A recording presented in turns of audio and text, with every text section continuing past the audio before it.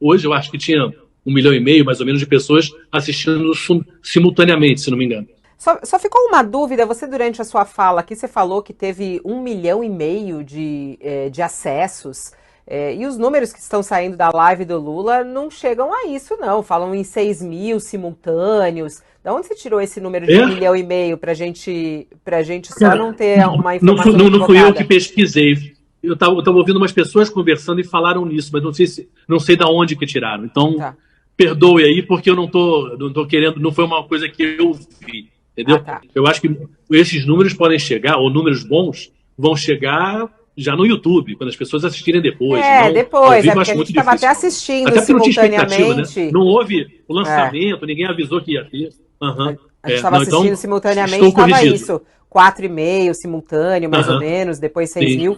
Então, só para a gente não também trazer esse esclarecimento. O que tem agora? O que é o orçamento secreto? O orçamento secreto é a oficialização desse dinheiro esquisito, no mínimo, né? Um dinheiro público que vai para pessoas para pagar coisas que a gente não sabe como é. Isso passou agora. Na verdade, isso é fake news. Nesse governo. Desculpa, Marcos, isso é fake news. O Bolsonaro... Você tá falando orçamento secreto, você acha que não existe?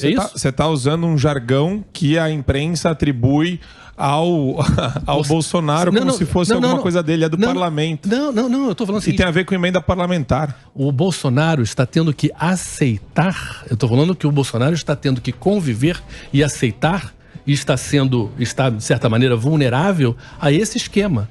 Agora, o fato é que ele, como presidente... Mas não é ilícito. Bom, eu acho o seguinte, se não é ilícito, é imoral, né? Ou você acha que dinheiro público pode ser secreto? Você acha? Mas eu acho engraçado você falar em moralidade. Me responde isso. Acho engraçado você acha que dinheiro público passar um baita pano pro Lula aqui falando em moralidade. Eu não tô entendendo seu discurso. Eu não tô falando do Lula, eu tô falando de mim. Mas você começou a falar de moralidade do orçamento secreto. Aí você pode falar, é uma política pública ou é uma forma de gerir governo, de gerir recurso público que eu não concordo. Até aí tudo bem. E é o que eu estou dizendo. Agora, eu acho imoral. Você querer induzir esse discurso para vulnerabilidade do Bolsonaro, eu acho até infantil, porque na verdade acabou de passar uma PEC agora, emergencial, uma PEC necessária, premente para a população que está precisando. E eu acabei de ver aqui no seu Instagram que você chama de PEC do desespero. Eu acho, porque ele vai perder a eleição e tá uma pessoa que nunca pensou nos pobres. Você sabe que ele vai perder a eleição? Que as manifestações em apoio a ele? Vai nas ruas. Então, eu tô indo? Eu tô vendo. Tá bom, então vamos ver. O que você acha que eu acho uma coisa. Agora, as pesquisas estão dizendo que ele vai perder. Eu acho que tá muito claro. 2018 falava também que ele perdia pra qualquer um. O Bolsonaro? Sim. Opa. Não, mas isso bem lá atrás. Não era 2 meses de eleição. Opa! Ele perdia pra todo mundo, inclusive no segundo turno. E a facada ajudou ele. Teve outro. Você acha? E o Haddad não era o Lula, né? Entendi. Você acha que o Haddad tinha o mesmo peso que o Lula tem? Mas até o seu lado, eu só acho que quando a gente fala de ditadura, né, a gente também fala de censura. E houve uma grande censura no Brasil nesse momento. Das pessoas não poderem falar o que elas pensam, das pessoas não poderem se pronunciar, de tirar redes sociais do ar, de alegar fake news em alguns aspectos, quando as fake news existem muito na esquerda também, com personagens conhecidíssimos, e não são punidos como são com pessoas de direita. Eu acho que também tem esse viés hoje do próprio STF, dele tentar limitar mais vozes de direita e não limitar vozes de esquerda. Isso eu acho que está bem claro. Mas eu eu entendo o seu lado, mas eu acho que a censura que houve em alguns momentos também de forma explícita, eu acho que também é contra uma democracia. Falando agora pro lado da direita, que a gente viu várias pessoas da direita sendo silenciadas nas suas redes sociais, enquanto várias pessoas da esquerda que fazem fake news na cara dura não foram censuradas. Então, eu tenho um pouco esse ponto também. Por quê? Acontece. A violência e a agressividade está muito mais hoje no Brasil, no campo da direita, do que no campo da esquerda. Não estou negando que a esquerda tenha feito atos violentos. Agora, não há dúvida. E aí, nesse número aí, desculpa, mas você está errado. A direita está ganhando de goleada nessa história. Eu respeito, mas eu discordo. Eu acho que a esquerda é bem mais violenta. Eu acho que a esquerda não aceita opiniões diferentes. Eu não vejo... Não, aí você está falando de outro nível de violência. Aí você está falando de outro nível de violência. Não. O show, eu digo, assim, o MST é um show. Porque esses caras já usaram de violência, inclusive com arma.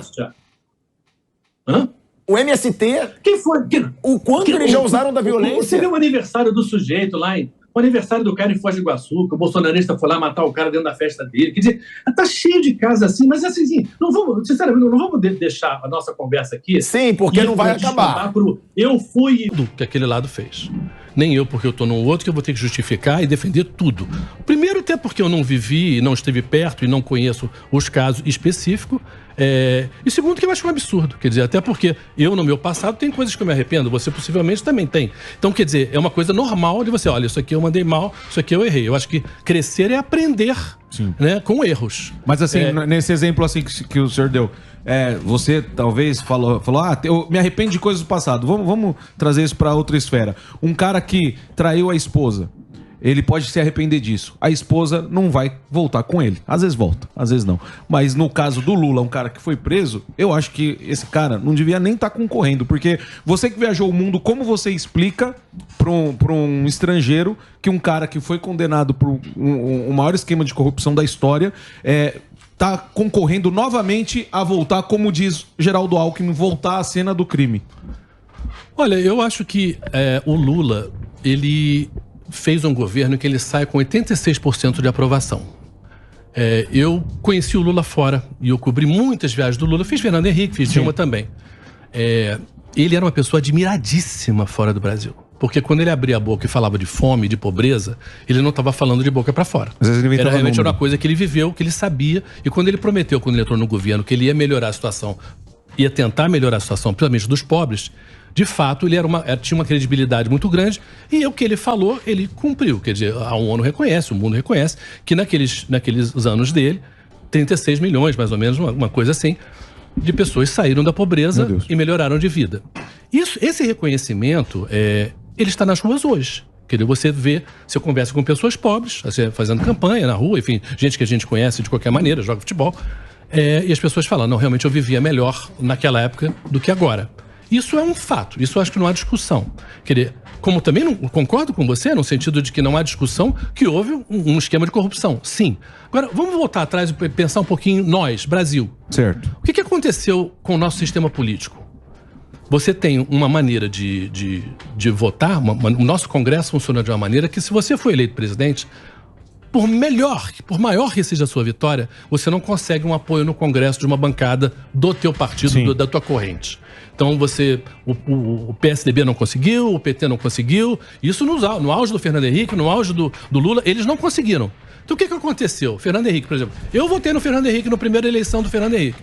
Eu admiro leitura, admiro livros, admiro saber, um cara no professor, preparado, achava que era bom. O que aconteceu? Ele entrou e logo teve que se bandear para o que a gente chama hoje de centrão, mas que sempre existiu dentro do Congresso. Certo. Aconteceu a mesma coisa com o Lula, aconteceu a mesma coisa com a Dilma, aconteceu a mesma coisa e está acontecendo a mesma coisa com quem? Com o Bolsonaro. Exatamente. Que prometeu que jamais se aliaria a esse pessoal, mas chegou numa situação que você não consegue governar sem o apoio dessa gente. Certo. Isso é um fato, né? Que constrange a nossa democracia. E é um sistema que atrapalha. Por isso que eu acho, inclusive, eu estou tentando, sou pré-candidato a deputado federal, porque eu acho que um dos grandes problemas da gente é Brasília mesmo. Quer dizer, a gente...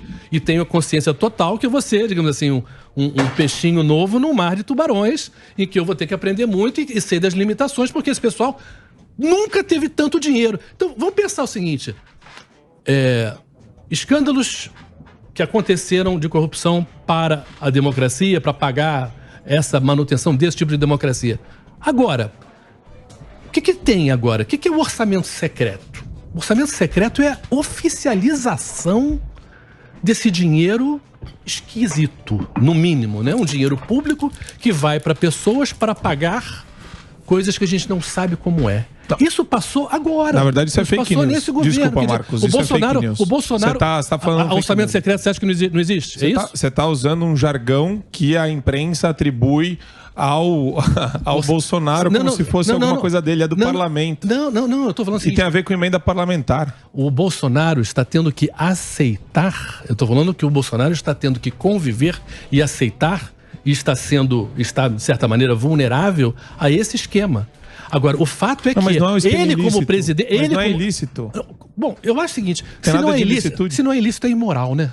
Ou você acha que dinheiro público pode ser secreto? Você acha? Mas eu acho engraçado você falar em moralidade. Me responde isso. Acho engraçado você acha que acabou dinheiro de passar público um baita pano pro Lula aqui falando em moralidade. Eu não tô entendendo seu discurso. Eu não tô falando do Lula, eu tô falando de mim. Mas eu tô falando você começou a falar ideias. de moralidade do orçamento secreto. Aí você pode falar, é uma política pública ou é uma forma de gerir governo, de gerir recurso público que eu não concordo. Até aí tudo bem. E é o que eu estou dizendo. Agora, eu acho imoral. Você querer induzir esse discurso para tipo vulnerabilidade do Bolsonaro, eu acho até infantil, porque na verdade acabou de passar uma PEC agora, emergencial, uma PEC necessária, premente para a população que está precisando.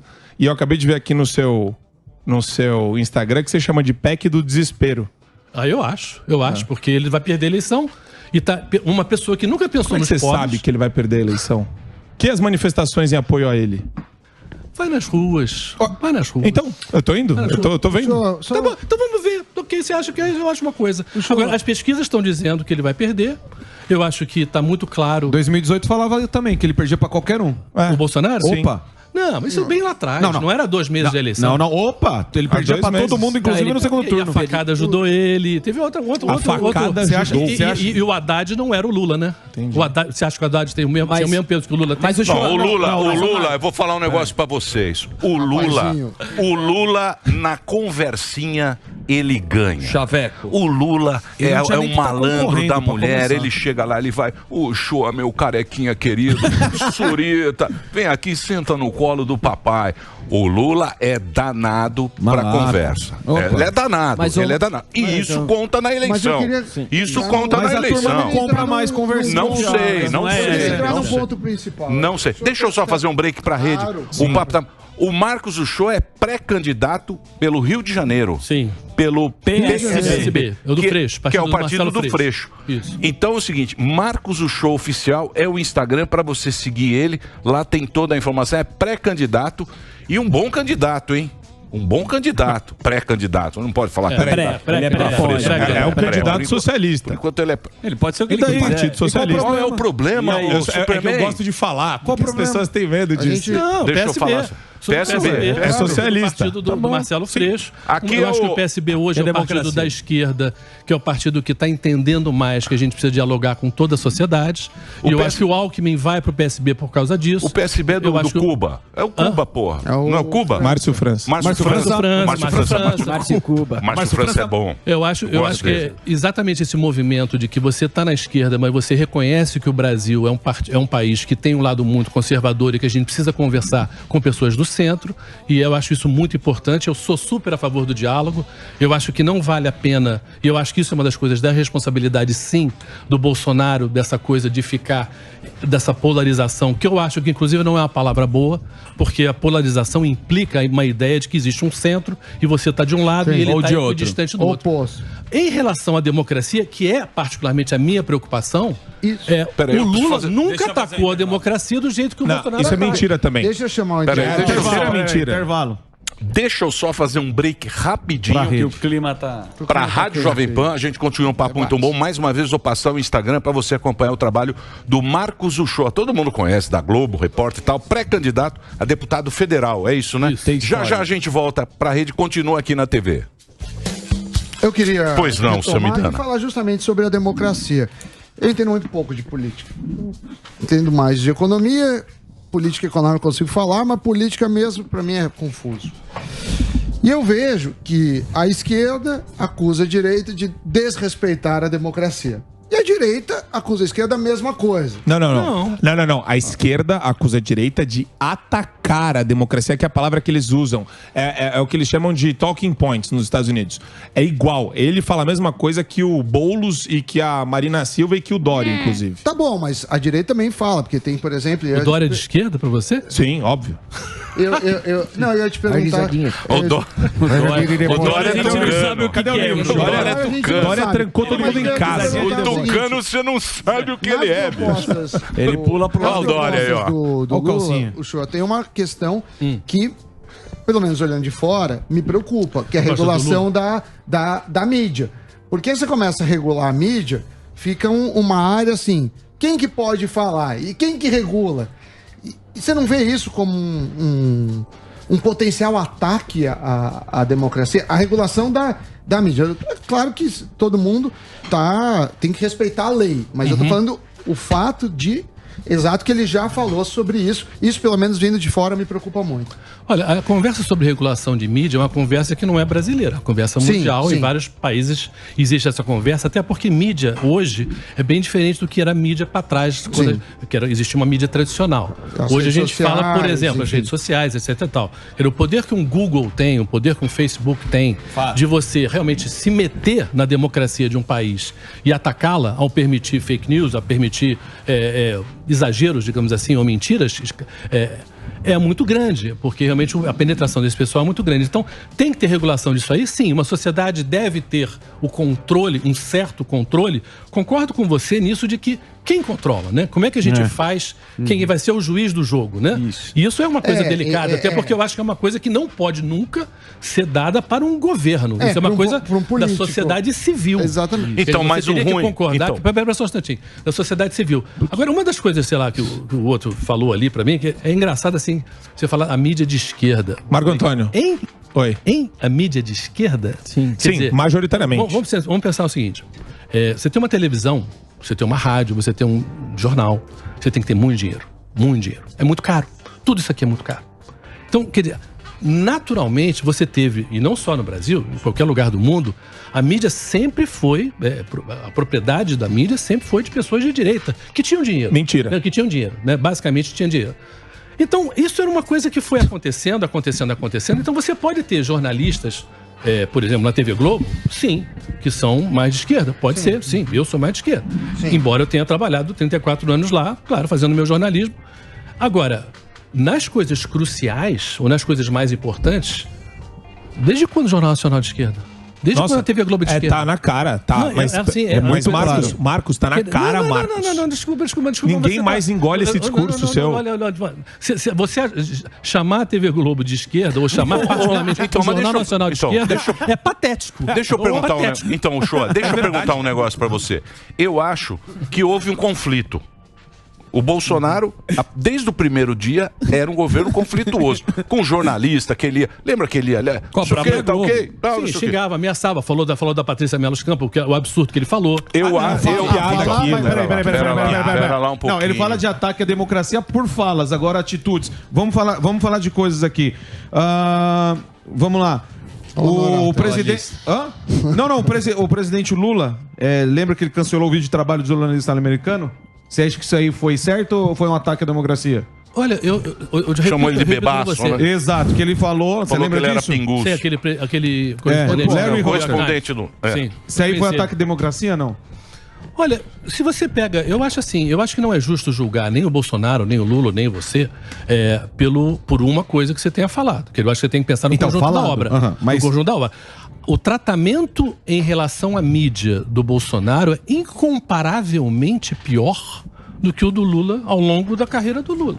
Você fala pessoalmente, você fala... Não, o tratamento, o que o Lula diz da mídia, a maneira como o Lula se trata a mídia, a maneira como o Lula... ao longo do tempo... Mas o Lula é malaco. A mídia o Lula é malaquias. Em 2009 teve a Conferência Nacional de Comunicação. O fato é que ele falou de colocou a gente num cercadinho e ficou xingando e ajudando pessoas a Mas esse ataque à democracia... Isso nunca aconteceu. Mas esse ataque à democracia, eu acho completo. Mas sabe qual é o papo mais... Independentemente da mídia ser de direita ou de esquerda ou não, a mídia representa um meio de campo entre o público e a autoridade. Mas o Bolsonaro, ele já pediu para alguém... ele já, com esse jeito que você falou, ele vai no cercadinho, ele fala. Mas ele teve algum ato que foi antidemocrático?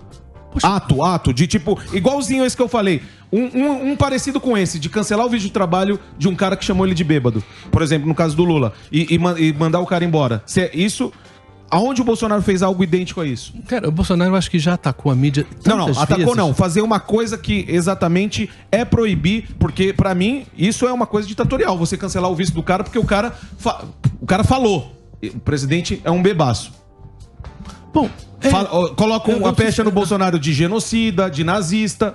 Ele proibiu alguém de trabalhar por ter colocado essa pecha nele? Bom, eu acho que ele impediu o trabalho da mídia de várias maneiras. O Bolsonaro? Como? Bom, vamos dizer, sigilo de 100 anos, o que é? Não, isso aí tem a ver com a lei de acesso à informação. Aí você tem que dar uma lida na lei de acesso à informação. Você tem que ver a lei. A questão é, ditatorialmente, o que ele cancelou? Não é... Não, mas tem que responder. O Bolsonaro, ele entra em 2018 com uma ideia de fazer uma coisa diferente, né? Certo. É como ele entra. Ele entra falando em transparência. Sim. Agora, cadê a transparência? Cadê o acesso da mídia? Cadê tudo que ele prometeu? E cadê a resposta de aonde ele ditatorialmente impediu um jornalista de fazer seu trabalho? Por opiniões. Olha, eu acho que o fato da gente não poder trabalhar por ser ameaçado fisicamente, como foram tantas vezes, ele estimular esse ódio das pessoas em relação à mídia, eu acho que é um dos impedimentos maiores. Mas a mídia trouxe antigamente, no governo do Lula, não houve nenhuma vez que você não viu uma quantidade imensa de jornalistas acompanhando atos do Lula. Mas é que os caras gostavam do Lula. Os caras gostavam do Lula. Peraí, gente, eu tô falando uma boa. Eu cobri ele lá fora e eu me lembro de ver jornalistas brasileiros indo lá para pegar uma gafe do Lula. Porque é claro que haviam jornais e existiam meios de comunicação de direita que não estavam afim de que o Lula fosse bem. Ok, faz parte, é um direito de um jornal, é um direito de uma televisão, é direito de um dono de meio de comunicação de ter a sua ideologia. Sim, é um direito. É o que acontece hoje, o seu editorial. Todos os dias. E ele vai falar pro seu repórter, olha, desculpa, você tá ganhando esse salário ali, você pode pensar o que você quiser, mas ali você é pago por mim, então eu quero que você faça isso. Isso existe, gente. Hoje é interessante. O Marcos Uchoa, o repórter, né? Você, sua brilhante história, trajetória, a gente, tem um enorme, assim, prazer de conhecer tudo que você fez. Quando você pega o cara e vai pra política, a gente tava vendo no meio artístico também, as coisas se confundem, porque às vezes você precisa fazer um malabarismo pra responder ou defender um lado ou do Bolsonaro.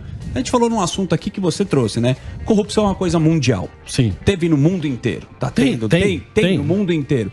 Quando tem corrupção no Brasil, e vai continuar tendo, o que aconteceu no governo do PT, que acho que essa é a maior revolta de todos os lados, do outro lado, é que isso daí, cara, você tá falando assim, o cara roubou pra cacete, foi um esquema que foi colocado, e de novo o cara tá de volta. Quando você fala da corrupção, qual que é a sua visão agora? Não o repórter, o político. Como acaba com a corrupção e como a gente não mantém uma pessoa que já fez? Olha, eu acho o seguinte, eu acho que dinheiro e fama são venenos. Quer dizer, são coisas que você tem que ter muito cuidado com as duas coisas. E poder, né? E poder também. Então, mas poder tem... Menos gente tem acesso a poder do que a dinheiro ou fama. E, obviamente, você como um presidente, você tem um monte de gente embaixo de você. E eu não acho justo para qualquer presidente que você seja acusado sobre qualquer ato de corrupção do teu governo de que você é culpado. Eu acho que há um limite em relação a isso. Afinal de contas, o ser humano, você não controla todo mundo que está num governo enorme, né? Sim. Dito isso, eu acho que a gente precisa, né, no Brasil, como sociedade, de mais transparência em todos os atos do governo. É engraçado que às vezes a pessoa da direita fala assim, olha, o governo é muito lento, o governo não faz nada, o governo não sei o quê. Agora, justamente, os mecanismos de transparência são os mecanismos de lentidão. O que é uma licitação? Realmente tem que demorar. Exato. Tem que demorar, porque senão acontece como aconteceu. E eu acho que talvez um dos maiores acusações e realidades, assim, é a questão da pandemia em relação ao governo do Bolsonaro. Quer dizer... Você acha que ele é um genocida? Não simplesmente... Eu não gosto de usar essa palavra genocídio, porque o genocídio, eu sei o que é genocídio. Eu cobri campos de concentração, eu sei o que é isso. E não se trata disso. Eu acho que ele é responsável, sim, por mortes. Acho. Genocídio eu acho uma palavra forte demais. Quantas mortes ele é responsável? Eu não sei, eu não vou fazer essa conta matemática. Acho que não deve ser feita. Só para ele concluir. Só fazer uma só para falar da transparência, você perguntou a respeito da transparência. Você é a favor do voto impresso ou não? Não. Eu acho que justamente historicamente... Não, eu acho que justamente historicamente vamos pegar assim, a gente tem uma urna aqui. Certo. E, por exemplo, todo mundo votou, cada um fez o seu voto. E aí tem o papel. Sim. E o papel aparece que todo mundo votou no Surita. Sim. Onde é que tá mais fácil de falsificar? É no papel, né? O papel aceita tudo. Se é impresso, ele não toca a mão de ninguém e cai. Mas exatamente, transparência. O papel, ele é exatamente o que aceita qualquer coisa. A urna, que não é ligada à internet, está lá. separada. A gente está há 20... São 26 anos agora, Sim. né? Com urna eletrônica. É engraçado que esse assunto nunca foi questionado... Aqui no botão é mais um lugar. É questionado que a própria família Bolsonaro, não só o Bolsonaro, os filhos dele também, foram eleitos e satisfeitos com os números que receberam. E não houve questionamento. Não há da parte internacional, e eu repito isso porque eu acho importante, eu acho que parte da minha experiência foi exatamente o mundo. Então você vê pelo mundo outros sistemas de eleição, e você vê do mundo também, olhando para o Brasil, como é que o Brasil é visto. Nunca houve questionamento na Europa, nos Estados Unidos, estou falando do lado democrático. Só aqui no botão e em outro lugar que tem esse tipo. Sobre exatamente como se existe mentira ou falhas no sistema eleitoral brasileiro. Mas não seria uma transparência mais? Eu acho esquisito que no mundo que a gente admira, um mundo rico, um mundo tecnologicamente muito capaz, que nunca tenha tido esse questionamento. Aí agora... Não teve. Agora... Porque o Bolsonaro está numa situação delicada. Mas sempre esse assunto... transparência. Mas só um segundinho. Sempre esse assunto volta. Eu acredito, porque eu já fui mesário, e eu vou votar. E eu acho que todo mundo que tá lá, a molecada, é muito sério naquele momento. Porque eu fui escrutinador, eu ficava olhando aquele negócio porque interessava pra mim aquilo lá. Então eu acredito, não sei se tem jabá, se não tem, cada hora inventa uma coisa. Uma hora é lá que tem um centro, um cérebro que vai me dar. Eu acredito, eu acredito na votação que a gente faz, porque eu já fiz esse negócio. Eu acredito. Dá licença, é minha opinião. Sim, claro, porque eu já fui e sei que quem vai ser mesário vai seriamente naquilo. O cara vai puto da vida, que tem que passar o domingo ali, mas quando você faz a eleição direitinho do jeito que tem que ser. Você também foi. Você pulou fora, né? Você pulou fora. Eu sei que você pulou fora. Agora o que eu acho é o seguinte. Eu acho muito ruim esse negócio, porque um fica defendendo o Lula e o outro fica defendendo o Bolsonaro. Cara, eu tô defendendo o Brasil, Surita, numa boa. Eu acho, pra mim, hoje, eu acho que como muitos brasileiros, eu acho que teria sido melhor para a sociedade brasileira uma outra liderança política que tivesse, digamos assim como o Lula teve a chance dele, fez o que ele pôde fazer. O Bolsonaro teve a chance dele, fez o que ele pôde fazer, e que agora apareça alguém que possa fazer uma coisa diferente. Infelizmente, agora não tem. Eu acho assim, é uma questão da vaidade humana.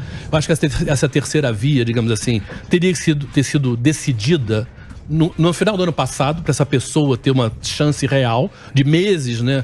Propor para a sociedade brasileira, olha, eu acho que vamos tentar. Você não acha que é partido isso? Não é partido? Não é o partido político? Não, eu acho que naquele momento, se a gente pensar ano passado, quem seriam as pessoas que poderiam, né, se arvorar, Sérgio Moro, ser presidente? João Dória, Luciano Huck, Simone Tebet, ou mesmo Ciro, quer dizer, havia ali, claro, discordâncias muito grandes, políticas, mas eu acho que todos eles sabiam que iam enfrentar duas pessoas muito poderosas em termos populares, o Lula e o Bolsonaro. Então, dividir, era fundamental que um deles tivesse falado, ou que vários deles tivessem falado, não, vai ser ele. Vai ser ele. Mas a vaidade não permitiu. Mas aí não deu, vaidade, ideologias, maneiras de pensar. Mas o fato é o seguinte, hoje, no Brasil, a polarização... Que já existiu em outras eleições também, na verdade é essa.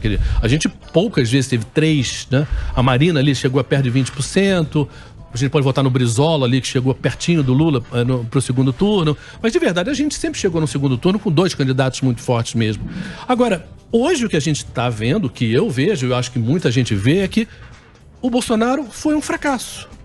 Em termos de competência, foi um fracasso. Independentemente da questão moral, que eu acho mais grave. Uma pessoa que defende tortura, para mim, está fora da qualificação para a presidência. E ele defende por tortura publicamente. Quando que ele defendeu tortura? Olha, vai na internet. Tem ele falando isso. Google. A sua resposta pra mim é Google. Não, tem um monte de entrevista ele falando. A sua resposta pra mim é Google. Não, você quer o quê? Você quer um documento assinado? Eu só achei engraçado você falar, vai no Google. É que nem eu virar e falar, o Alba vai te fazer uma pergunta agora. Você quer o quê? O cara que foi preso também. Eu quero saber, eu quero ver a Não, mas é isso aí. Mas você cai naquela história. Por exemplo, tem ele falando, o canhoteiro, gravado, mais uma vez. Tem ele falando no Congresso. Mas o show. Eu acho que defender a tortura é algo que desqualifica uma pessoa do convívio normal de pessoas o cara normais. Condenado mas os canhoteiros defendem o Marighella, defende a Guerra Armada, defende aquela coisa da Revolução, defende o Fidel Castro, o Che Guevara. Vocês não vão me colocar na posição de defender violência armada, porque eu nunca defendi. Você defende mas os canhoteiros defendem. Não, sim, mas é o seguinte, O que eu estou porque a gente está colocando polarizado. MST, você defende o MST? Você defende o MST? Você defende o MST? Qual o MST? O que é o movimento? Movimento Sem Terra. Você defende? De dar mais terras para Não, pobres? o movimento. Não sei, teria que ler mais sobre o MST, quem é que está na liderança agora, quais são as propostas. O Chico Pinheiro, seu amigo, defende o MST. Olha, mas aí você tá. Eu acho que essa discussão é bobo. Esse tipo de discussão é bobo. Eu só tô querendo. Eu estou falando da minha opinião. É movimento terrorista. Se você quiser perguntar a minha opinião, é uma coisa. Mas você não condena o MST? Porque alguém defendeu, e aí não sei a frase que a pessoa falou, é meio... Tá sem contexto. Sem contexto. Eu vou só pegar a polarização aqui e falar da liberdade de expressão, que é uma grande pauta. Você, como jornalista, você tem propriedade para falar. A questão das fake news, quem que decide que é fake news ou não é? Você vê as pessoas que tiveram voz na internet sendo cerceadas, assim, por exemplo, o cara veio do YouTube, a Justiça, o Supremo Tribunal Federal, ele proíbe o cara de se comunicar. Você concorda com essa atuação do Supremo Tribunal Federal? Como é que é a liberdade de expressão, na tua opinião, e se a direita está correta em pedir cada vez mais liberdade de expressão? Olha, tudo... Quando a gente usa a palavra liberdade, fica muito difícil você falar não, sou contra, né? Mas se você gritar fogo dentro de um cinema, obviamente você está abusando do direito da tua liberdade de expressão, certo? Isso é um meio óbvio. Eu acho que em termos de ataque à democracia, quando você grita, vamos invadir o STF, eu acho que você está errado em relação ao que a Constituição diz. Quer dizer, ou quando, sei lá, pega os Estados Unidos ali no Capitólio, você fala liberdade de expressão, e aí essa liberdade de expressão leva a uma invasão do Capitólio, eu acho que você está abusando. Então, quer dizer, onde que está esse grau? Quer dizer, existem algumas coisas que são claramente não. Agora, existe uma área cinzenta grande, né? Onde a minha opinião pode ser diferente da tua e as duas são razoáveis, e as pessoas que vão decidir nas urnas quem está mais certo ou menos errado, digamos assim. Então, voltando lá atrás que a gente estava conversando, essa conversa sobre regulamentar a mídia, ela é razoável? Eu acho que é razoável. Nunca. Agora, é uma conversa primeiro. É uma conversa, eu acho que de anos. A gente tem que pensar o que a gente quer de rede social, quais são essas... E eu acho que tem que ser uma coisa de sociedade civil. Quer dizer, não é uma coisa que um governo vai instituir uma comissãoncia aqui dos amigos. Mas não, sempre é assim. Não pode, não. Sempre cai nessa. Não tem nada, não. O problema é que sempre cai nessa. Não. Eu acho que... Tô falando como ele coloca, né? Não, eu vou regular. Ele coloca assim, né? A ideia de regular, eu acho que ela existe uma necessidade de regular, sim. Como eu acho que, por exemplo, vamos pensar... Por conta de que você acha que tem essa necessidade? Ele falou fake news antes. Porque eu acho que existem... Por exemplo, voltando no negócio da pandemia, eu acho que o discurso anti-vacina, anti-ciência, foi uma coisa que matou gente, por exemplo, né? Quer dizer, a lentidão do governo em comprar as vacinas, em ir no óbvio, né? Quer dizer, vamos pegar depois. Todas as pessoas que morreram foram basicamente depois pessoas que estavam com problemas, com mortalidades, obviamente, mas muita gente que não se vacinou. Quer dizer, ir contra a vacina, ir contra a ciência, quer dizer, a gente tem celular, gente, a gente está aqui com uma câmera, a gente está no estúdio, internet, tudo isso aqui é ciência. Sim. Então, nesse momento, no século XXI, a gente tem um presidente ou ter pessoas próximas a ele que não defendem ciência, que atacam ciência, que é uma coisa tão absurda, quer dizer, e o fato é que essa coisa anti-vacina, cloroquina, vamos pensar da cloroquina. Mas a liberdade iria até aí, Ucho? A liberdade iria até aí da pessoa, não veio de comunicação? Eu acho o seguinte, eu acho, por exemplo, no caso da cloroquina, e no caso que estamos falando de vida ou morte, né? Não poderia ser mais grave, né? Eu acho que sim. Quer dizer, haveria necessidade, depois que você tem estudos internacionais dizendo que a cloroquina não salva, pelo contrário, ela pode fazer até mal, eu acho que tinha que pedir que essa propaganda de uma coisa que era claramente contra a saúde da população, ela tinha que ser cortada sim, porque isso matou gente. Não, você tá falando. Mas o Imperial College? O Imperial College que errou pra caramba no começo. Não, essas coisas esquecem, entendeu? Por isso que eu tô falando. Eu acho que não pode ser por causa de um estudo, né? Aliás, a ciência não funciona com um estudo, né? A ciência séria, ela funciona com vários estudos em que você vai chegando perto da verdade, né? E a ciência é exatamente a possibilidade de você mudar de ideia depois de mais estudos se mostrarem que aquilo não estava certo. Mas você não acha que é muito autoritário? Só um segundinho. Isso é ciência. Você sabe o que eu acho, Shoa? Eu acho o seguinte, você vai na redação é canhoteira. Canhoteira. Esse negócio do Lula é pra pegar o dono. É pra pegar os Marinho, o Saad, tudo. Ele quer pegar os donos. Porque lá... Exato. Porque lá... Não, falando sério. O Lula é malaco. O Lula, cara, ele tem uma conversa. lógico. Ele tem uma conversa muito gostosa. Ele Então encanta, ele isso falou, você sabe. vocês estão aqui do sindicato. Eu gosto do jornalista João do pra sindicato, cadê? vocês estão aí anotando o papel. Ele já sabe que os caras já estão do lado dele. Vamos ver o que vai acontecer, o jogo. Que Deus esteja com a gente. Eu concordo com você que todo político que se deu bem na vida, de uma maneira geral, era alguém convincente, né? Porque senão não seria eleito, né? No mundo. Sim, você claro. quer ser um eleito... Quer dizer, eu tô falando dentro da regra Sim, da democracia, claro, né? claro. Você tem que ser bom de gogó. Lógico. Né? Pra conversar e pra convencer. Isso é normal. Agora, eu acho que o Lula teve mais do que isso, né? O Lula, de fato, nos 8 anos de governo dele, ele tirou muita gente da pobreza, sim. Aquele papo de rodovia. O aeroporto tá aparecendo rodoviária, de fato, isso aconteceu. As pessoas passaram para poder comprar coisas que não compravam. Isso é um fato. Mas tem uma questão, Hoje é uma TV aí do ponto de vista econômico, que a gente teve um super ciclo de países que eram exportadores de commodities que ganharam dinheiro, independentemente de quem era o presidente. Sim, mas para onde foi o dinheiro? Essa é que é a questão. Porque ciclos bons de commodities sempre existiram e sempre existirão. Quer dizer, agora a questão na política, como em tudo, é o seguinte: o assunto mais sério de tudo é dinheiro. Para onde vai o dinheiro? Então, teve dinheiro indo para mas o Lula... o Lula... Mas você concordaria que para muita gente pobre o governo do Lula funcionou? Eu acredito que qualquer um que funcionou, não funcionou? Funcionou. Mas isso não é uma causa de Gente do céu, vale tudo pela causa vermelha. Pera lá, você acha... Eu acho que o Putin foi mais hábil que o Lula, porque foi na mesma época. Mudou pra 2020. Só que o Putin, ele fez o esquema. Sim. E o Lula não conseguiu fazer aqui. O Putin conseguiu fazer com o exército, conseguiu fazer com tudo. Exato. Dominou. Tem os amigos do povo. O Putin é uma ditadura, gente. Os amigos do... O Putin é uma ditadura, já foi a Rússia mais de 10 vezes. Aqui tinha oligarquia também. É um horror aqui. Aqui também tinha mas não compara a Rússia com o Brasil. Opa. O Brasil é uma democracia. Você tá chamando o Bolsonaro de autoritário? O Bolsonaro nunca fez nada autoritário, você tá chamando ele de autoritário? Deixa eu falar. Você tá bravo? Ergue o braço. Bolsonarista. Encerra o jogo. Deixa eu falar sério.